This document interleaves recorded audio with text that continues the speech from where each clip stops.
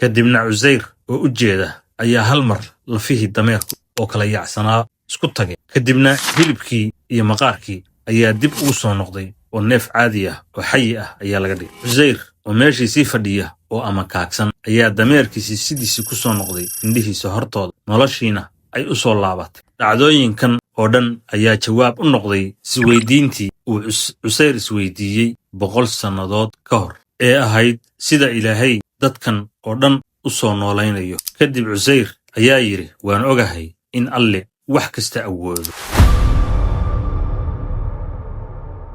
wuxuu bilaabay inuu dib ugu noqdo tuuladiisii oo dadkiisii u ka wardoono xaalka ay ku dambeeyeen wuu yimid tuuladii iyadoo ay wax walba isbedeleen wiyuhu ma ahan sidii uu ku ogaa dadkuna waa wada wajiyo cusub oo uusan horay u aqoon wuxuu bilaabay inuu raadiyo dadkii waayeelka ahaa oo is yiri bal inaad ka hesho mid ku xasuusta waxaa jirtay gabar u shaqayn jirtay oo markii uu qarsoomay jirtay 20 sano asaga oo tuuladii ka raadinaya qof uu waji karto ayuu arkay islaan waayeel ah oo meel jirdiin ah fadhida oo indhala